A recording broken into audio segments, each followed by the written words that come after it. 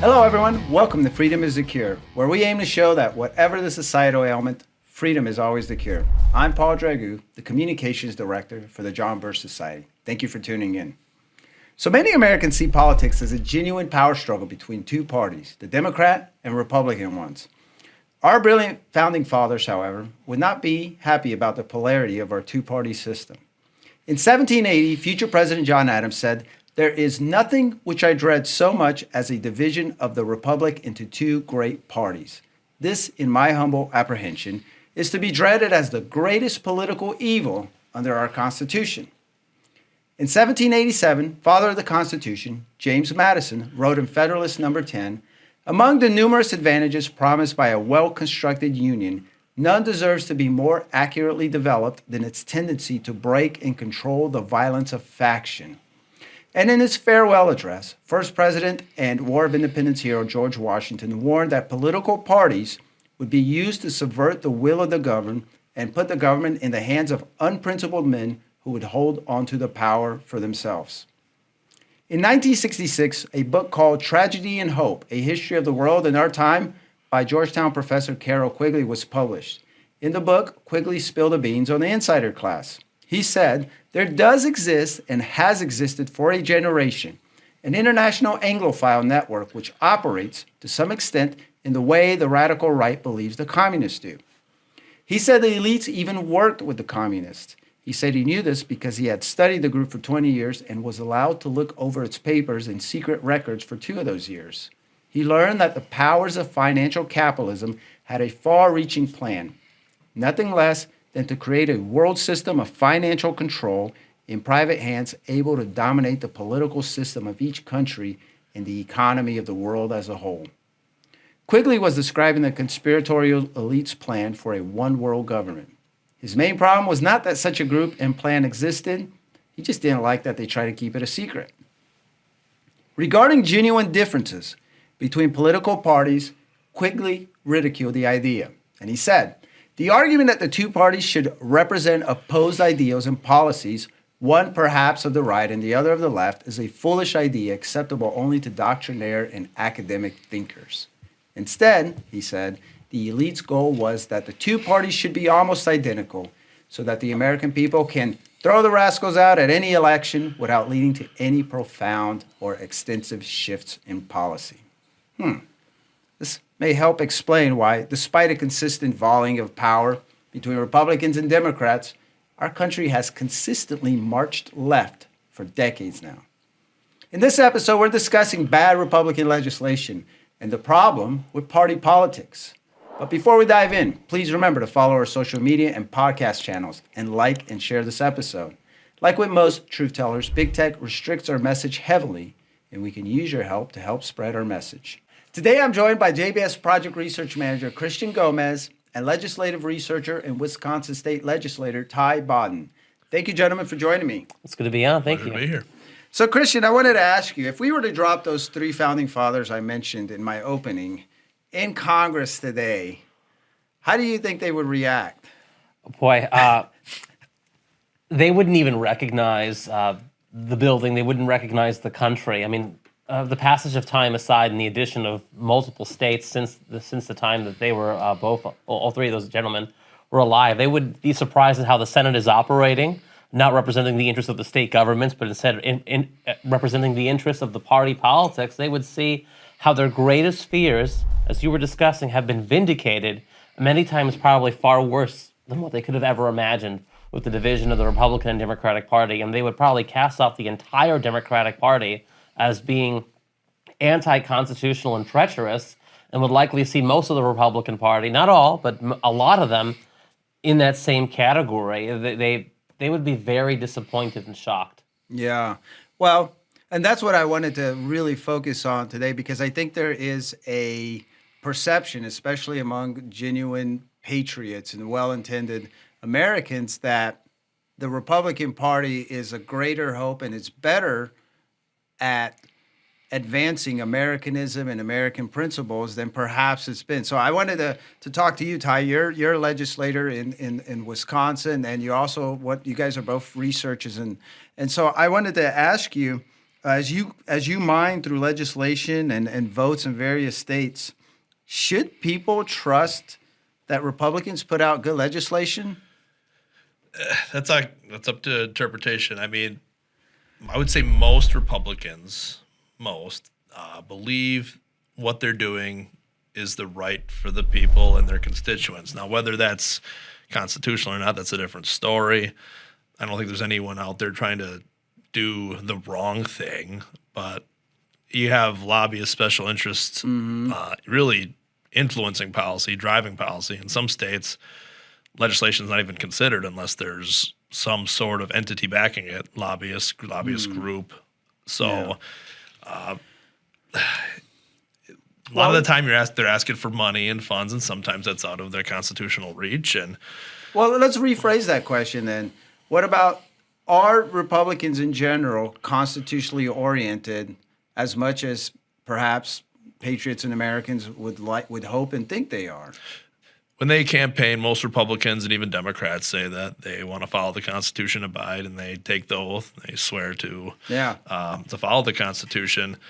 However, there's some bills and legislation that gets introduced. A lot of it doesn't get really brought for a vote. Sometimes, if they consider it leadership and that government body considers it too extreme, and it can be the most constitutionally sound piece of legislation, it's unfortunate to be labeled extreme, but sometimes some of the worst bills aren't. It depends on the state. Our scorecards show that Republicans vary pretty much from, I would say, voting with the Constitution probably 40% of the time to 100%, depending on the state and the leadership. It varies state to state. Did you want to add something to that, Christian?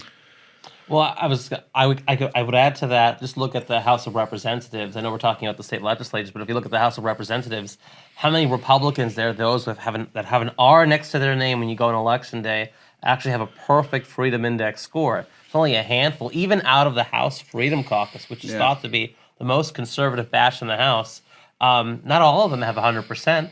Of course, people like Congressman Thomas Massey and Lauren Boebert, we know that they have 100%. But many others have 60s, 70s, 80s. Yet when almost every Republican campaigns for office, they sound like they're already members of the House Freedom Caucus. So you would think every Republican would be a member based on their rhetoric when they run, but when they get elected, their voting record shows a very different tale. And I think the reason is because a lot of voters don't pay attention after Election Day. Their candidate, their preferred guy or gal, gets elected, and then they're not paying attention. So that's one aspect. I know there's another aspect with regards to whether the legislators and members of Congress, how well they even know the Constitution, if they took an oath to uphold, because I understand that there could be many Republicans and even some Democrats who probably think that they are upholding the Constitution, but they haven't read or studied the Constitution to know whether they're upholding it or not, even if they think they are. How prevalent do you guys think that is? I would say it's semi-prevalent. I mean, being a legislator just a short time, I don't know who has read the Constitution, who hasn't, but if you truly understand the Constitution, there's some of these items and issues that are discussed that shouldn't even be considered. I think people holding elected officials accountable in their districts, especially in conservative districts, I think that might be an issue. I think maybe that's going to the wayside a little bit. I'm not, because you got constituents calling you and asking you to support legislation that's not constitutional, and you got a driving force of groups and people in your districts around the country saying, "Can you please support this?" And there might be. So in a way, sometimes they may be doing what their constituents want them to do. That's a drive. I mean, a lot of representatives want to do everything they can to get reelected, and again, sometimes bad legislation gets in the way, and I think anyone watches this or anyone involved in politics should know that calling the representative and emailing them your belief based on the Constitution, they should be spending more time in making those phone calls and letting the representative know where they stand, because that might become a lost art. I'm not sure. I'm relatively new to being in the legislature in Wisconsin, but I bet back in the day there might have been more phone calls and more emails and more interaction with every level, even up to the President of the United States. So, Christian, it sounded like you were hinting that with federal legislators, as I understood it, they probably know the right thing to do. They know what's constitutional because you say the rhetoric is different before they're elected than what they do afterward. It doesn't match their actions afterwards. Do you suspect that, at least on the federal side, and you've talked to quite a few legislators, that it's not necessarily that they don't know, it's more like they just do what they do for other reasons than being constitutionally oriented? Well, there certainly is a lot of pressure put on even the most best of intentioned members of Congress. As you know, there's lobbyists, there's leadership, there's the party house. So there's the whip of the parties in Congress. There's a lot of pressure to get people to vote a certain way. People who perpetually vote no, like Dr. Ron Paul or Thomas Massie, don't always become the most popular individual within the party because they're oftentimes going against what the party leadership wants. But it seems like their constituents like them, right? I mean, Absolutely. they were voted in several times. They've been reelected numerous times, and I think that's because the constituents in those particular areas know the Constitution a bit better than the constituents of, say, Nancy Pelosi or Alexandria Ocasio-Cortez in the Bronx and Queens. Yeah. So let's talk about some legislatures and some states that perhaps we perceive as good, deep red states, and that maybe are not as red and as constitutionally oriented that we think it. Ty, it looks like you're ready to go, my man. Well, what do you got, sir? There are 28 Republican-controlled legislators in the United States. 22 of them have Republican governors. So there's 6 that have Democrat. That's us, right? In Wisconsin. Yeah, we're one of them. Mm-hmm. The dynamics obviously differ from state to state, but the states with the strongest majorities, with veto-proof majorities, we have Alabama, Arkansas, Florida, Idaho, Indiana, Missouri, Montana, North Dakota, Ohio, Oklahoma, South Dakota, Tennessee, Utah, West Virginia, and Wyoming. Kansas and Kentucky have Democrat governors, but they also have majorities to override vetoes if they chose to do so. Most states require 2/3 vote. Yeah. A handful require they require 3/5, and so those 28 states are really, really like solid constitutionally, right? Well, we can get into some of those votes here. Well, tell us about, because when you and I talk off camera, we had discussed how you were. I don't know if surprised was the correct adjective, but I was surprised because you were telling me that there is some legislation, even for instance in Florida and these really deep red states that do not pass constitutional muster. Well, that could be a deep conversation on that. One of the big things that we're seeing in our scorecards that we're doing are really inflated budgets. A lot of that was due to COVID and ARPA funds being distributed. Like Alabama, Indiana, Missouri, South Dakota, and Tennessee, and more states, they created new programs. They inflated their budgets like by billions of dollars.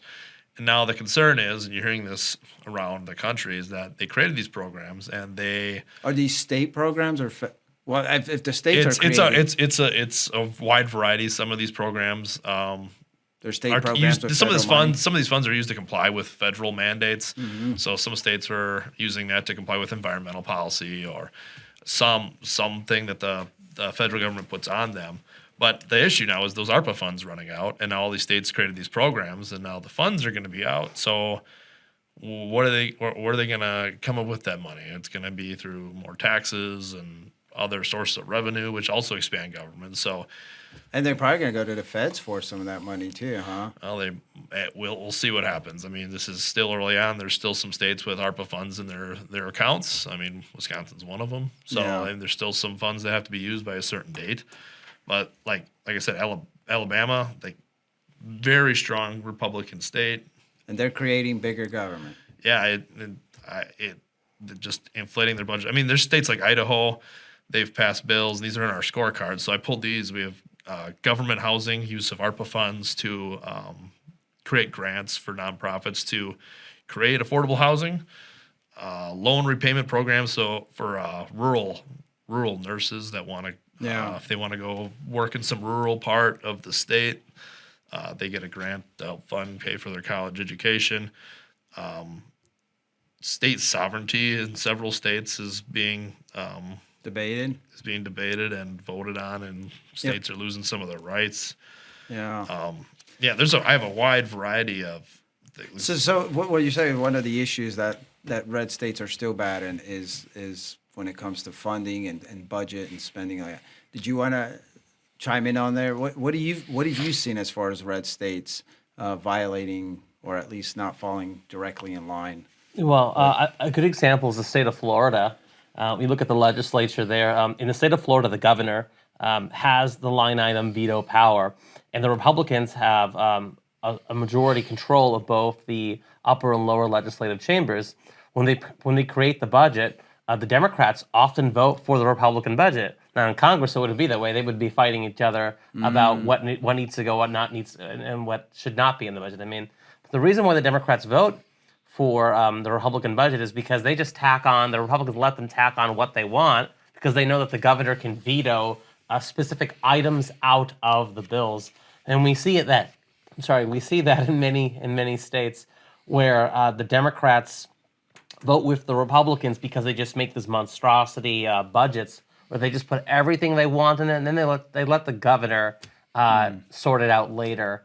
And in some states, we even have the case where the Republicans are in the majority and they elect the speaker, but rather than electing a constitutional conservative to be the speaker, there's a good number of Republicans who really shouldn't be in there, or you can call them rhinos, who work with Democrats in certain states to elect these rhino, swampy establishment Republicans who are going to make sure that they put Democrats to be in charge of committees despite Republican majorities. Example of that, it would be the state of Texas that does happen. In strong, good old red Texas, that does occur. And there's other states too. And when you have these swampy rhino establishment Republicans who act as who are the chairs, I'm sorry, the speaker, I mean, they can suppress constitutional legislation from passing. It's often branded as being extreme. Yeah. Yeah. Well, let's look at it per issue. You had mentioned off camera that there was, I don't know what state you had mentioned, that there's Republicans, for instance, supporting abortion bills. Mm-hmm.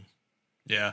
Right now, especially like in Wisconsin, for example, and it's elsewhere, the reason we lost midterms in 2022 in November was because of the abortion issue that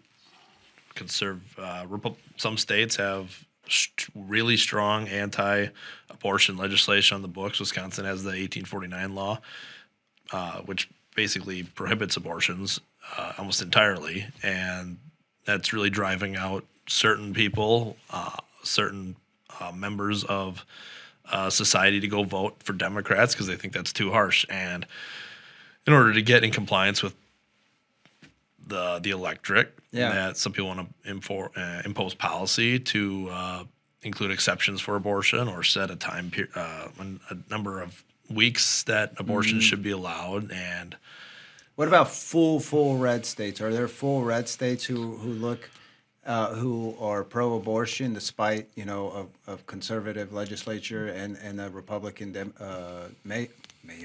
Governor. Yeah, I haven't seen that. What about their mayors? Yeah, I haven't seen that, but I have seen plenty of good bills from red states, born alive bills. There's some debate on in some states language of bills, but whether it goes far enough to protect life or not, I haven't seen that in any Republican states. But some of the worst bills out of these Republican states are tax credits, certain tax credits that they shouldn't be doing, in the spending of unconstitutional funds.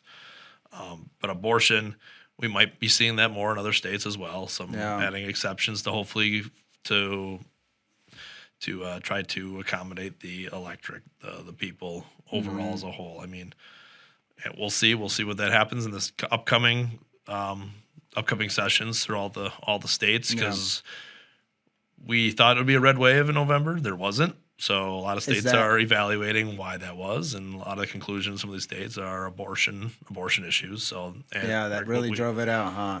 That's what they say. I mean, that's what they're. Well, I mean, there's a lot of in Wisconsin. I would say it may be possible. There are a lot, especially when you look at obviously the Madison and the Milwaukee area. Do you have any thoughts on the abortion battle, as obviously it has taken a new dynamic ever since Roe was was taken down. My only comment really is that those who are in the pro-life movement, activists, need to be alert as to what's happening in their state legislature, because just because the Supreme Court struck down that decision, the Roe v. Wade decision, doesn't mean that abortion is now abolished in America. We saw that we do continue to see in many red states where abortion is being protected by the courts there. In fact, even in Wisconsin, we have an election for state Supreme Court where there's two candidates running, a conservative and a liberal candidate. And the conservative candidate is Dan Kelly, and the liberal candidate, what's her name again? Janet Protasewicz. Yeah, I won't even try to pronounce. You just wanted him to say that. I won't even try to pronounce her name. I'll just butcher it. But if she gets elected, she's going to throw out so much of the positive legislation in this state, including the 1848. 1849 was it? Yeah, 49. Yep. The 1849 abortion law. So even red states, and there's other ones too. In 2022, during the midterm elections, there was questions about referendum questions with regards to abortion, and many red states that went the way of the Democrats and Planned Parenthood. So pro-life activists need to be very vigilant as to what's happening in their state, and be looking at the legislature, looking at their Supreme Court, where the Supreme Court is elected by the voters. Do you think there's people who don't know that Roe didn't outlaw abortion everywhere? I wonder if that's the case, because it seems like especially maybe some of these people losing it, who are from states that they don't really have anything to worry about. It seems like they don't even know what that means. And it's kind of irrelevant, but I don't know. It seems... Don't answer that. You talked about budgets, and then you had mentioned environmental policies. Do we see a lot of red states using funds or allocating funds for environmental Agenda 2030 type policies and measures? That's hard to say, because when you allocate to certain agencies, you don't really know what that's getting spent, unless we could take a deeper dive into that. I mean, we're spending money on expanding broadband in rural states. Some of these red states, they're voting unanimously to accept millions and millions to expand broadband. We got states that are basically they're taking rental assistance, ARPA funds, money for rental assistance. They're allocating that, so subsidizing housing. And those are non-conservative ideals, right? Well, you want to explain why? Well, essentially, we are basically putting taxpayers on the hook, covering funds for people to live and for subsidizing. It's socialism. It's a socialized programs. Well, you had mentioned rural broadband. That was a big deal when I lived in rural Montana, and there was a lot of conservative, hyper, independent people out there, but I never heard a peep from anyone opposing that, because nobody made the connection. Like, hey, the government's coming in, they're paying for broadband and whatnot. That's not. Wisconsin's set to receive federal funds, I think upwards of $1 billion. I think it's $700 million to $1 billion next year, this year, I think, for broadband. So it's hitting all the states. But to address the previous question about our states embracing some of the green energy stuff. West Virginia was one of the most recent states we completed in our out of our state scorecards. They had a bill, HB 4797, electric vehicle infrastructure deployment plan. It created an electric vehicle infrastructure deployment plan for West Virginia that was to set standards for how these electric cars should be managed in the state going forward. And they accepted, I believe there was accepted funds involved that made them, they had to comply with whatever regulations. But wasn't West Virginia also one of the ones that really pushed back on the green schemes, especially because they have such a huge coal industry? Yeah, I think maybe this plan that they have, they'll be taking a more conservative approach. We'll see what happens with this plan that they have in place. And federal funds are involved, I always get always skeptical of the direction. One of the problems with electric vehicles, the EVs, is the lack of charging stations in many parts of the country. You have to sort of plan your trip, if you have an EV, on where these stations are located. So if some states don't have many of them, there's probably Republican lawmakers who are being pressured into develop a plan to subsidize or fund or to enable, however it's working out, to make sure there's more of those in those states. So we are seeing Republicans maybe not embracing it to the degree of AOC and the Democrats and Bernie Sanders, but there are some Republicans that are certainly embracing aspects, even if they don't realize how it's connected to the overall United Nations 2030 agenda schemes. Another aspect of this too, other states are kind of embracing this too, because a big issue right now is how are they taxed? They're not paying gas tax, so they're looking to tax. Whether you think taxing these electric vehicles or not, or more or not, I mean that's up for debate as well amongst all these legislators. And but on this bill in particular, West Virginia, there were only two Republicans that voted against it. So I'm assuming they did it for constitutional and conservative means. I mean, that's what it appeared to me. Well, that seems like that's always been the case. For instance, I remember back in the day, I don't know if you remember, there was a debate and Ron Paul was involved in it. And he got kind of grilled for taking, I believe it was federal money, that he said that from a program that he was opposed to. And his response was like, well, if they're going to give it anyways, like I might have, does that ring a bell? Or I recall that. Yeah. It's kind of embarrassing. Well, the issue was Ron Paul votes against these budgets, but before he does so, he would put in some pork barrel spending for his congressional district. But the way he saw it was, look, all these districts are going to get the money for these roads and whatnot. I don't agree with that, but his logic was that the money was going to be dispersed anyway. So you might as well get it for his district. Might as well get it for the district because they're going to spend the money anyway. It's not like it's going to save the taxpayers billions of dollars. So he put it in there, but he would vote against it. And of course, if those bills failed to pass, let's just say hypothetically, well then no one's getting that funding. So what's the big idea, I guess? That's. And speaking of, if you're talking if there are some blue states, one of them in particular, a scorecard for Oregon. People should go check it out. I didn't have that information in front of me, but it's a very liberal state. They have some of the worst policies that you'll see in the scorecard. That there were quite a few Republicans that voted in support of them. And is that where you're more likely to find Republicans who are barely different from Democrats? Is it in bluer states? You would think there are some bluer states where that they are trying to maybe say they're doing something. They won't be able to get anything done themselves, so might as well tag along with some of these liberal policies, and maybe they can say they help get something passed. I don't know. Maybe some of these states they're worried about they're moving more to the left, so maybe these Republicans are like, okay, I need to maybe embrace some of this. I got to be relevant. Right? Yeah, right. And especially in a state like that, maybe they're thinking, I can compromise here, but try to help my state and not compromise elsewhere and keep my integrity somewhat in check.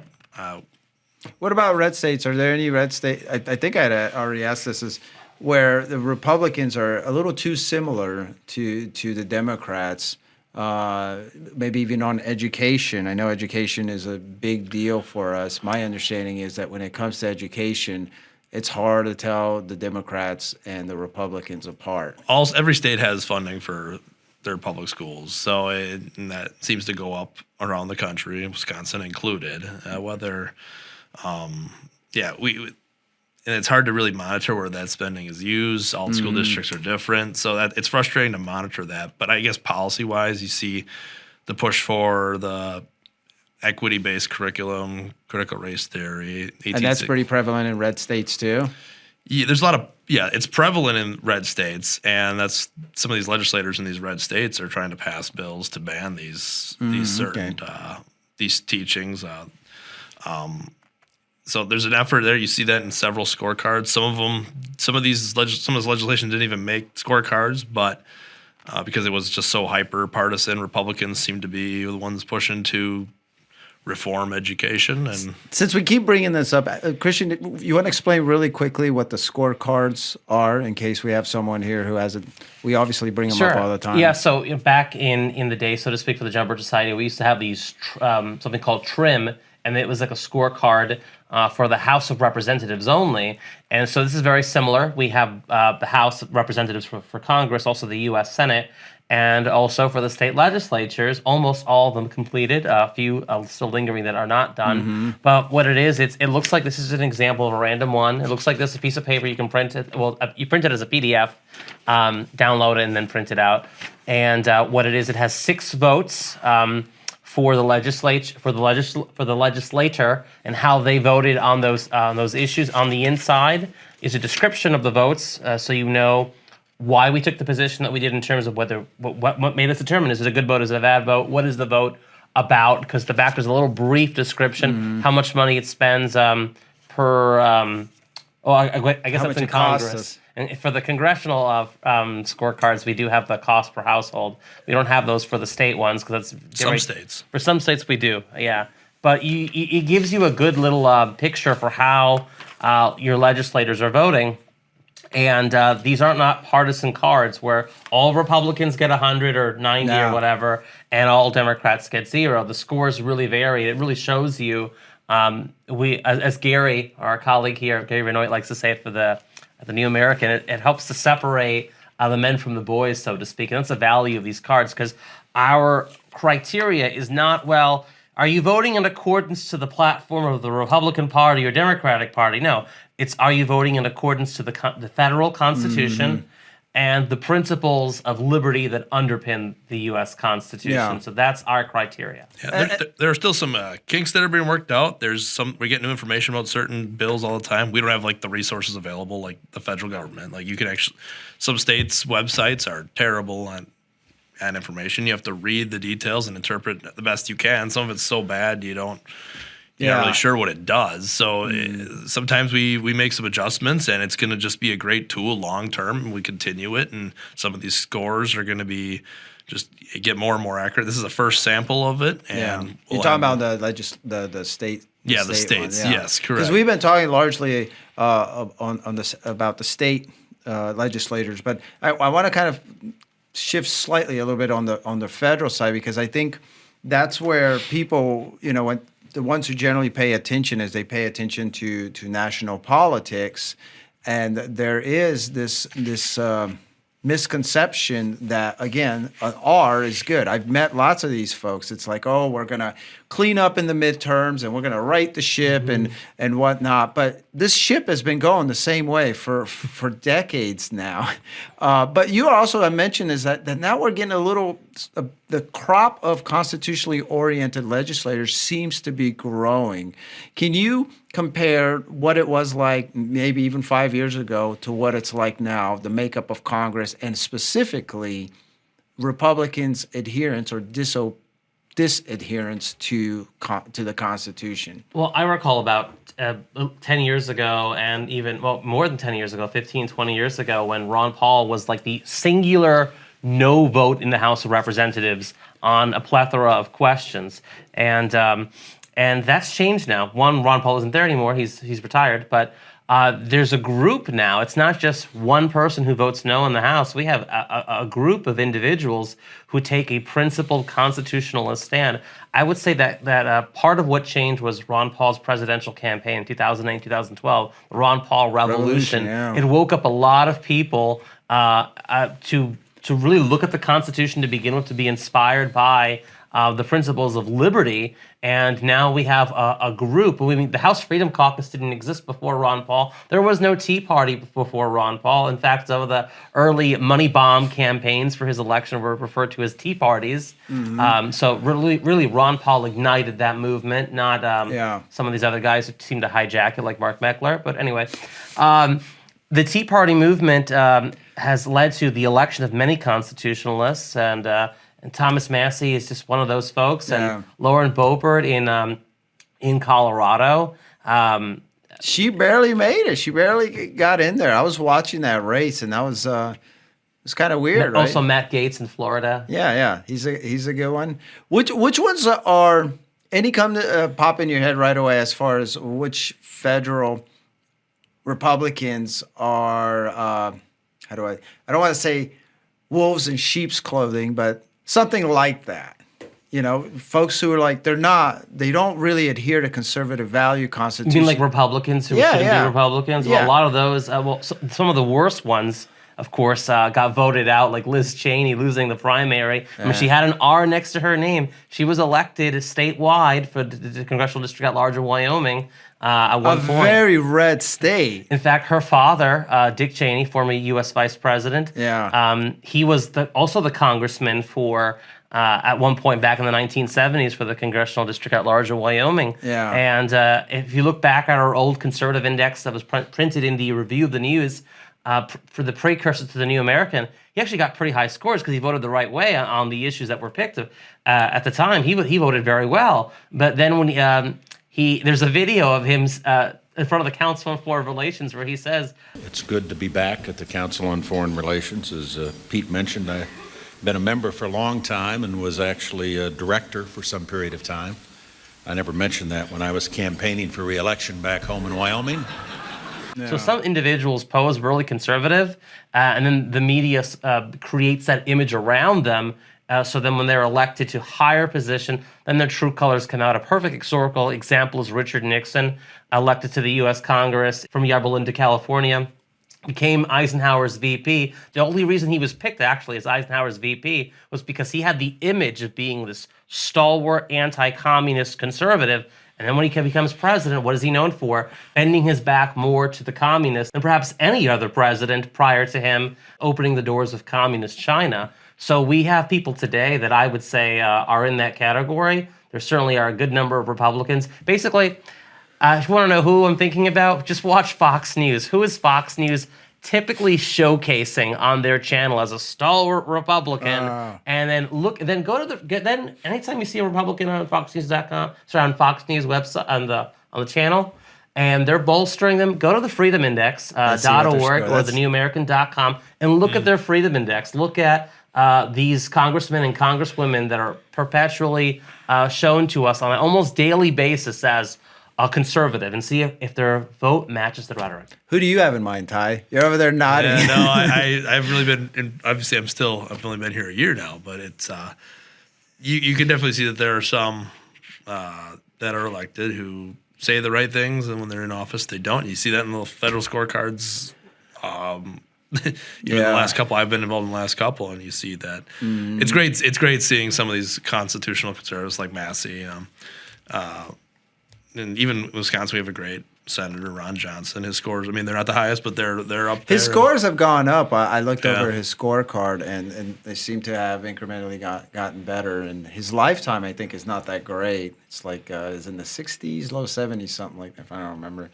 But he has gotten better. Do you guys think these things, do they make a difference? I mean, I've heard stories for where our members, they have an opportunity to meet state and or federal legislators, and they bring them up to them. And for instance, I think we had a member, was a few months back, Ted Cruz was in Milwaukee. He showed him his scorecard, and he says that Cruz's response was, "Ooh, I got some work to do." What have you guys seen as far as or heard of these things making a difference? I've had firsthand experience. It was probably in October this last year. I attended a Republican Party event running for office at one of the local parties, and when I was there were a couple of John Birch Society members that were handing out these scorecards to everyone in the room. And I was like, it's funny, I've helped worked on some of these. I didn't do this one, but this is part of my job, and they're blown away. And I met some great Birch members, and these members were handing scorecards to their state representatives, and some of them kind of replied the same way. It's like, well, I have to do some more researching then, and making sure I'm making the right votes. So I believe that's helping in other states as well. If that just happened in a district, my one district of the 99 in Wisconsin, that I would assume it's happening all over the country. Yeah. Yeah. Where do you know of any states where there's a real struggle between your old-fashioned rhino-ish Republicans and the more constitutionally oriented? Does anything come to mind? Idaho. I think of Idaho. I think of Ohio. I think of Texas? Oklahoma. Well, probably Texas too. Yes, Texas. Oklahoma. It's often been said about Oklahoma. I've heard Oklahomans say about their state. You have 3 political parties in Oklahoma. You have the Tea Party, sort of the Birch wing of the Republican Party, if you will.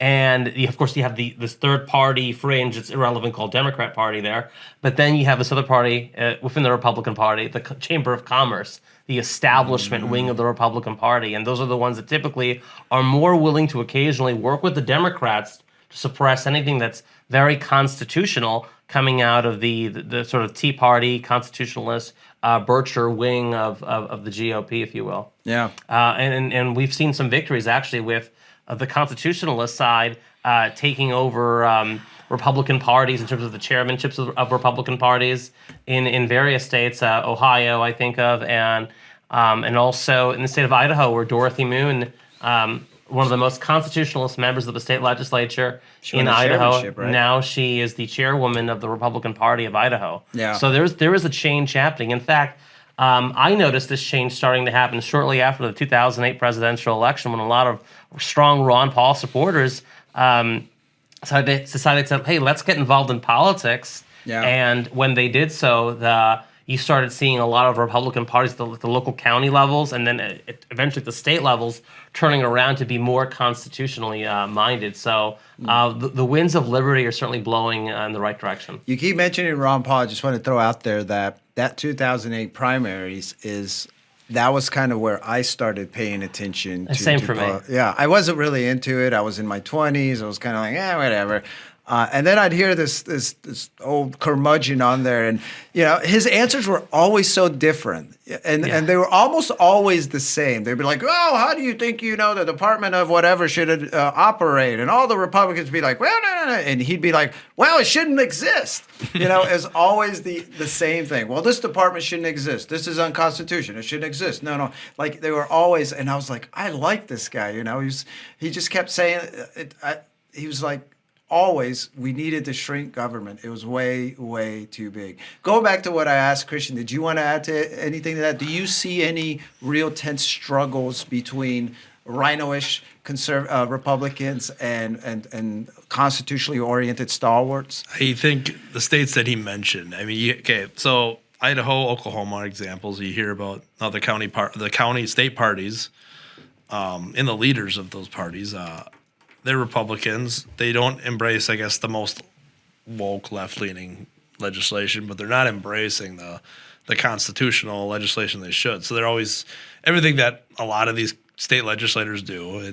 They get everyone's opinion. You get a good bill out there, and in order to get the votes you need, you water it down, and that's politics. It's politics, and that's how it is. But Wisconsin, for example, there's a great shift in the direction of the Republican Party, especially in Wisconsin. There was 2. That's good because we live here. Yeah, this is just an example. This is happening everywhere. You're hearing about it, where constitutional patriots are getting involved in their county parties, winning elections at the county party level. There's brand new leadership in Milwaukee and Dane counties, the 2 biggest counties in Wisconsin. They just had their caucus elections last weekend, and we got some strong patriots that are now leading those parties, and they will be the ones that will set the tone, and they'll be leading policy and driving initiatives going forward. And hopefully from those parties will stem other legislators that will be more constitutionally inclined. And hopefully those people, once they grow in the legislature and their political careers, they'll run for Congress, and hopefully they keep those principles. So once we get these county parties more in check and with the Constitution. Yeah. Seeds are being planted right now. 2 of the biggest, like I said, 2 biggest counties in our state. Let's see what comes of that. And maybe 10, 20 years from now, we'll be some constitutional revival, and we'll be in better shape. And that's my prayer anyway. Well, it sounds like that's what's happening. It's based on what you guys are saying. You've been watching and studying this for a pretty long time, and it sounds like that is what's happening. That we're really there's a line being drawn between just Republicans in name and real patriots, and it sounds like people are starting to realize that there's a difference between being constitutionally oriented and just being a run-of-the-mill conservative. So that's terrific. What would you guys advise people who are listening to do to get in the battle? You know, obviously they can run for office, but I'd imagine most people I have no interest, and I imagine most people are like me. But I mean, we talked about these tools. We talked about getting involved. What do you guys advise? We'll start with Ty. We'll work to you, and we'll wrap it up. Kind of starting or going back to where we started. I think getting involved with for one, you should get involved in your Republican county party, because whether you like parties or not, that's where policies influence. That's where legislators come. That's where elections are driven. Get involved there. You can change the party from within and hopefully make your party a constitutional conservative party. And like I said, we're seeing that all over. So I would encourage people to get involved locally, run for office. Again, then like I said earlier, be in contact with your representatives. If they're not following the Constitution, if there's a bill that they hear about being drafted, if there's a bill they hear about being introduced, give them a call, let them know what you think, and that has more weight than people realize. And I think people need to get back to that. And my understanding is that legislators, they pay attention when they at least recognize that, one, the constituent knows what they're talking about, and two, it's their constituent. It's a form of accountability, and there needs to be more accountability in government. So if there's more people paying attention, holding their representatives accountable, you have the power to change things yourself. Yeah, and you've seen it happen, and absolutely. We just discussed what's been happening. What about you, Christian? Well, we talked about the scorecards. I highly recommend those who are watching to go to thenewamerican.com to print out copies of their scorecards the U.S. senators, the U.S. House of Representatives, their state representative or assemblyman or delegate, however it's referred to in your state that you live in, and state senator, or if you live in Nebraska, just your state senator, and send them a copy of their scorecard. Let them know that you are watching how they're doing. Assuming they have assuming they have a scorecard. Ty doesn't have a scorecard yet because he was just elected. We're watching you, Ty. So we're watching you. So that's a good way to get people active. Also, I recommend that people join the John Birch Society, and that as a Birch activity, they go to their. Every time the new scorecards are produced, whether it's for the legislature, if it's available for your state, or if it's for Congress, which come out more frequently, those scorecards, when we do the Freedom Index, when those new ones are made available, put them on the doors of people who live in that congressional district or state legislative district. Look to make sure you're putting the right card for the person who lives in the right area. Otherwise, you wouldn't want to put the wrong congressman or state legislators' scorecard in someone's door, kind of waste of time. But the right one's there so people can see how they're voting. Yeah. Especially if there's going to be a town hall event with legislators speaking, be outside the door, dressing your best suit so you look a bit more legit, and just hand them out. People are walking in.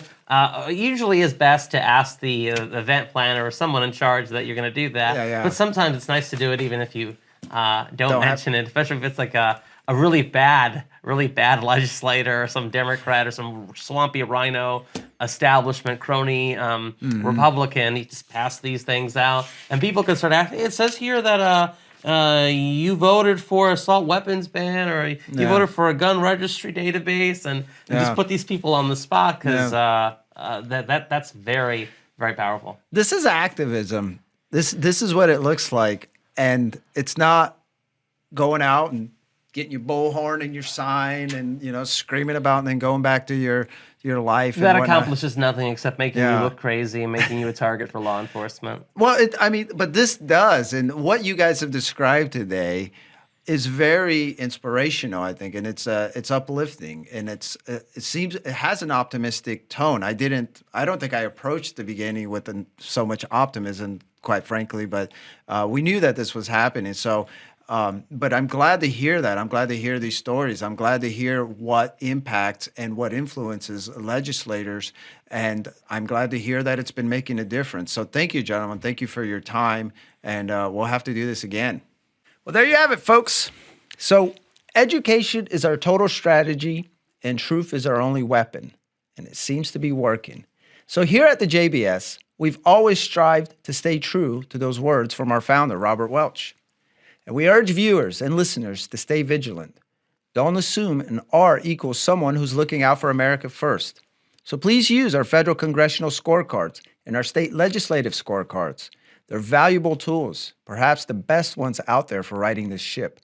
Use them and tell others about them. They're available for free at thenewamerican.com under the Freedom Index. We've also provided links in the description below. And if you haven't already, apply for membership in the John Birch Society, where we'll plug you into a network of patriots working to restore and preserve this nation. So thank you for tuning in.